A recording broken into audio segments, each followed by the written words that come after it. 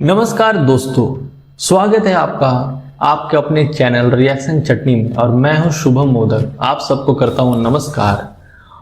बात करते हैं उन मुद्दों की जिन पर सरकार बात करना पसंद नहीं करती है। आज बात करेंगे एसएससी यानी स्टाफ सिलेक्शन कमीशन के 2025 वाले घोटालों की, जो जुलाई से लेकर अगस्त तक चला और छात्रों के भविष्य के साथ ऐसा खेल हुआ कि लगता है जैसे ये कोई एक रियलिटी शो है। क्या हुआ इस बार एसएससी परीक्षा में? एसएससी के फेज 13 सिलेक्शन पोस्ट परीक्षा 24 जुलाई से 1 अगस्त 2025 तक होनी थी और वो हुई भी, लेकिन जो हुआ वो किसी ब्लैक कॉमेडी से कम नहीं था। छात्र जैसे तैसे सेंटर पहुंचे, कोई दूर दराज गांव से, कोई 600 किलोमीटर दूर से, और वहां जाकर पता चला कि सिस्टम क्रैश हो गया है, कंप्यूटर का माउस काम नहीं कर रहा है, कहीं कहीं तो पूरा पेपर ही कैंसिल हो गया है। मतलब आप समझो, एक बार ये चीज़ सोच कर देखो कि आपके पास पैसा नहीं है, आप कहीं से भी अपने माता पिता से 500-1000 रुपया लेकर किसी एक सेंटर पे जाते हो एग्ज़ाम देने के लिए। आपको ये भरोसा रहता है कि हम ये एग्ज़ाम को निकाल लेंगे क्योंकि इसके पीछे मेरा सालों का प्रिपरेशन है, सालों की मेहनत है, त्याग है। और जब हम एग्ज़ाम देने जाते हैं उस जगह पे तो फिर पता चलता कि वहाँ का एग्ज़ाम कैंसिल हो गया। अब कैंसिल होने के पीछे कारण क्या है? कुछ एक विशेष कारण अगर हो तो भी समझ सकते हैं, लेकिन कारण होने का क्या है ना, सिस्टम फेल्यूर को कारण माना जाता है। जैसे वहाँ का कंप्यूटर काम ना करना, सर्वर डाउन होना, कंप्यूटर बंद हो जाना। आप समझ लो कि इस तरह के जो एग्ज़ाम होते हैं ना, यहाँ पर टाइम कैलकुलेशन करना काफ़ी ज़रूरी होता है। एक एक सेकंड स्टूडेंट्स के लिए काफ़ी कीमती होता है। वहाँ पे अगर 15-10 मिनट के लिए अगर कंप्यूटर ही बंद हो जाए, काम करना बंद कर दे, तो फिर ये 15-20 मिनट जो है ये कोई आम एग्ज़ाम नहीं है स्कूल का। ये 15-20 मिनट में जो है ना, इंसान काफ़ी सारे क्वेश्चन को अटेम्प्ट करते हैं और हर एक क्वेश्चन जो है ना उनका भविष्य डिसाइड करता है कि ये कटअप हमारा पार करेगा या नहीं करेगा। तो वहाँ पर अगर आपका कंप्यूटर ही क्रैश कर जाए, सर्वर डाउन हो जाए, माउस काम करना बंद कर दे, मतलब काफ़ी सारे ऐसे सेंटर देखे गए हैं जहाँ पे स्टूडेंट्स ने वहाँ के जो सुपरवाइज़र है उनको कहा है कि माउस हमारा काम नहीं कर रहा, तो उन्होंने माउस तक चेंज नहीं किया। उसके बावजूद काफ़ी सारे सेंटर में बाउंसर रखा गया है। मतलब आप सोच रहे हो, एक एजुकेशन की जगह पे जहाँ पे एग्ज़ाम चल रहा है वहाँ पे बाउंसर रखा गया है। इसके पीछे क्या कारण है? ये एक बहुत बड़ा क्वेश्चन मार्क है कि क्या इसके पीछे कारण हो सकता है। तकनीकी गड़बड़ी या प्लान किया गया कांड। अब सवाल ये उठता है कि ये सिर्फ गलती थी या फिर कुछ बड़ा घोटाला। जिस कंपनी को एसएससी ने परीक्षा आयोजित करने का ठेका दिया उसका नाम है एडिक्विटी कैरियर टेक्नोलॉजीज। रिपोर्ट के मुताबिक ये कंपनी पहले ही कई बार विवादों में आ रही है। छात्रों और टीचर्स का आरोप है कि इस कंपनी को जानबूझकर चुना गया है ताकि खेल हो सके। और ये कोई मामूली आरोप नहीं है। सेंटरों में ऐसे वीडियो सामने आए जहां बच्चे कुर्सी पर बैठे हैं लेकिन सिस्टम ऑन नहीं है। मतलब क्या मजाक है ये। मतलब एक हम वाकई विश्वगुरु हैं या फिर विश्वगुरु बनने वाले हैं इस तरह के सिस्टम को अपना कर। मतलब सोचने वाली बात है। अब आइए असली स्कैम पर। हल्द्वानी में एक होटल से 9 लोगों को पकड़ा गया जो रिमोट डेस्कटॉप से परीक्षा हल कर रहे थे। मतलब आप सोचिए, मतलब क्या है ये। असली कैंडिडेट एग्जाम दे रहा था और दिल्ली में बैठे जालसाज उसके सिस्टम में लॉगिन कर के पेपर हल कर रहे थे। पुलिस ने लैपटॉप, मोबाइल डिवाइस सब बरामद किए हैं। यह मामला सीधा सीधा चीटिंग रैकेट का है और ये एक सेंटर में नहीं कई जगहों पर हो रहा था। मतलब आप सोचो कि एक बच्चा बैठकर एग्जाम दे रहा है और कोई एक व्यक्ति कहीं दूर पे बैठ के उसका सिस्टम को देखकर वो एग्जाम वहाँ से सॉल्व कर रहा है और ये यहाँ पे उसको ABCD क्लिक कर रहा है। मतलब आप सोचो क्या ये है। ये स्कैम नहीं तो और क्या है। वो सिस्टम कैसे उसके पास कैसे गया, ये सोचने वाली बात है। काफ़ी जगह ऐसा देखा गया कि एक व्यक्ति जो राजस्थान का है, एक बच्चा राजस्थान का है, उसको अंडमान निकोबार दिया गया है एग्ज़ाम सेंटर। अब सोचो कि वो बच्चा 100 रुपये का एग्ज़ाम का फॉर्म फिलअप किया। 100 रुपये का एग्ज़ाम है वो, ठीक है। फॉर्म 100 रुपये का है, उसको आने जाने में खर्चा उसका 10,000, रहना खाना पीना, मतलब इतना दूर एग्ज़ाम सेंटर। क्या मजाक है ये।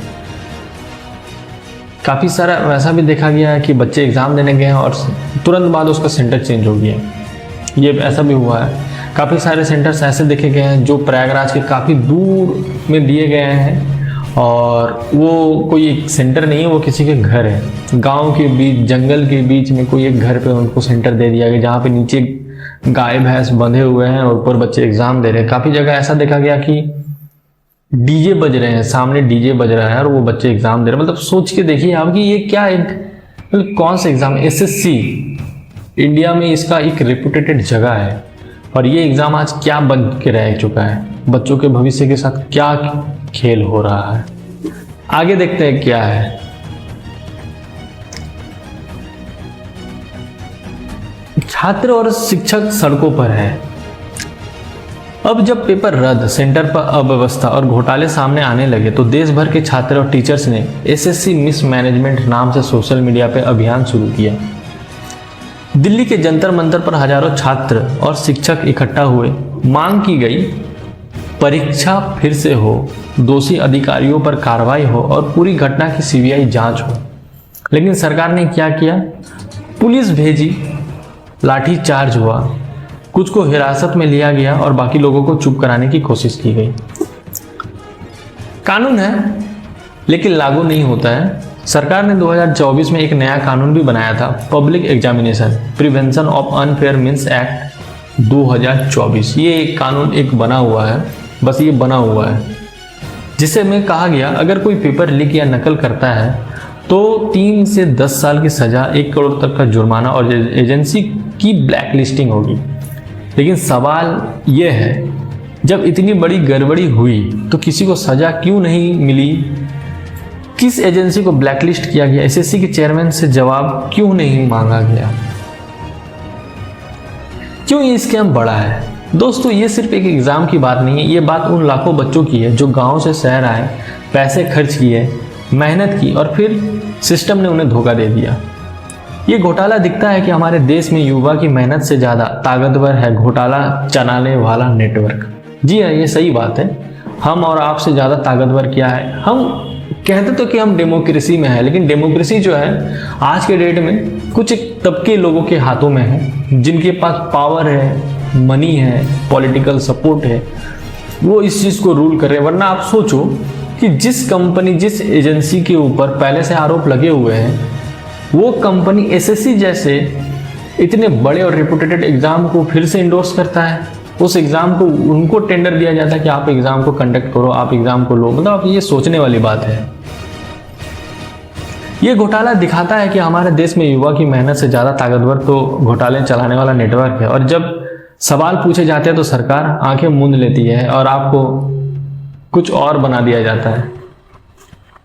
अब क्या करना चाहिए? सरकार और एसएससी से हमारी मांग है, दोषियों पर सख्त कार्रवाई हो, पूरी परीक्षा प्रक्रिया पारदर्शी हो, भविष्य में ऐसे वेंडर ना चुना जाए जो पहले से संदिग्ध हो, और सबसे जरूरी छात्रों को फिर से विश्वास दिलाया जाए, क्योंकि अब अगर युवा भी भरोसा खो देगा तो देश का भविष्य ही अंधेरे में चला जाएगा। अगर आप चाहते हैं कि इस घोटाले की आवाज दूर तक जाए तो इस वीडियो को शेयर कीजिए, कमेंट में अपनी राय दीजिए और ऐसे छात्रों का हर समर्थन दीजिए कि उनको इंसाफ मिल सके। क्योंकि आज अगर आप शिक्षक हैं तो कल आपके भी बच्चे एग्जाम देंगे, उनके साथ अगर ये घोटाला होता है तो फिर वो भी इस चीज़ को सरवाइव करेंगे। और जबकि आज वैसा वक्त नहीं है, क्योंकि आज हमारे पास टेक्नोलॉजी है, काफ़ी सारी चीज़ें हैं हमारे पास, उसके बावजूद भी अगर ये चीज़ होता है हमारे साथ तो ये बड़ा एक क्वेश्चन मार्क है कि सरकारें क्या कर रही हैं। इस तरह के एजेंसी को क्यों दिया जाता है काम, जो पहले से ही आरोपी है या फिर जिनके ऊपर पहले से एक एलिगेशन लगा हुआ है। तो इस तरह के कंपनीज को क्यों दिया गया एग्जाम कंडक्ट करने के लिए? अगर आज एक एग्जाम अगर भारत सही से नहीं ले पा रहा है तो हम विश्व गुरु कैसे बनेंगे? हमारा मान क्या रहेगा दूसरे देशों के बीच में कि एग्जाम कंडक्ट नहीं करवा पा रहे? और खेल भी किनके साथ रहे हैं? जो हमारे आने वाली पीढ़ी है या फिर जो हमारा देश का भविष्य को तय करने वाले हैं। तो ये तय आपको करना पड़ेगा।